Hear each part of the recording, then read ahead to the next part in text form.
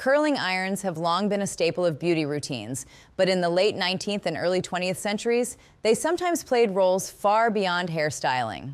From shocking injuries to surprising heroics, these 6 newspaper reports reveal the unpredictable and an occasionally dangerous side of this everyday tool. One of the most commonly reported mishaps involving curling irons involved dropping one down and into one's clothing. For example, in 1900, it was reported that a young woman was at home curling her hair in preparation for church when she dropped her curling iron.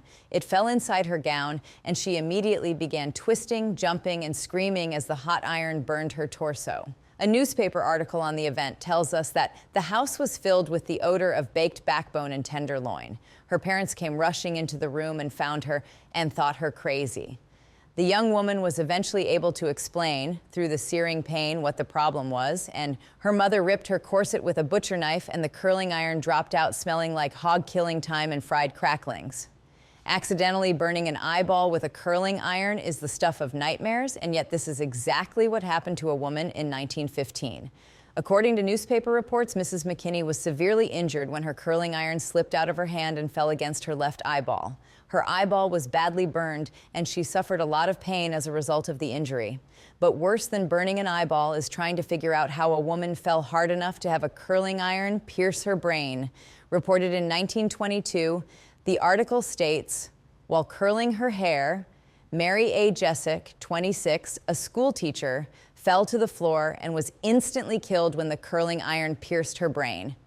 The young woman is believed to have been seized with a dizzy spell, to which she was subject and had been away from school because of illness. When her mother heard the thud of her body, she ran into the room and found her daughter dead. On the flip side of curling irons causing injury are all the published stories of people being saved by curling irons. In 1908, Mrs. Slavin was awakened by the noise of 2 men who were rummaging through the room next to her own. Almost immediately, she grabbed her curling iron, went to the other room, and pointed the iron at them, threatening to shoot. Wanting nothing to do with a gun, the men backed up and leaped out of the window. A similar occurrence happened in 1911 when Mrs. Walter, asleep in the rear room of her husband's jewelry store, woke up when she heard a window being raised. She quickly grabbed a curling iron on her dresser, pointed it at the man at the window, and shouted, "Crawl back or I'll shoot." The man took one look at the weapon, dropped back out of the window, and fled the scene. Finally, there is a newspaper report published in 1893 about the use of a curling iron as a medical instrument. The article tells us, the gentlemen went fishing and their success was abundant, for they carried back to the little cottage dozens of excellent fish. In the morning, the breakfast was made very inviting by the serving up of a fine mess of the fish caught the night before. One of the young ladies in the party had the misfortune, while eating her breakfast, to get a small fish bone in her throat. It did not strangle her, but gave her considerable discomfort, and every effort to dislodge it failed. Fears were entertained that unless the bone was taken out, it would cause inflammation, and so the sufferer was taken in a rowboat and a visit made to a neighboring island in search of assistance. The bone could be seen just back of the tonsils, but how to get at it was the question. In the search for aid, a dentist was found, but he had no instruments with which to perform the operation. Finally, a visit was made to a rather pretentious cottage on one of the islands where some wealthy people were staying.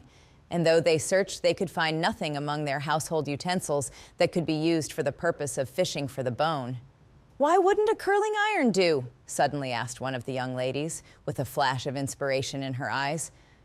A curling iron was procured, and though a little nervousness was exhibited on the part of the operator, the sufferer's brother, he soon succeeded in catching the bone between the jaws of the instrument and drawing it out.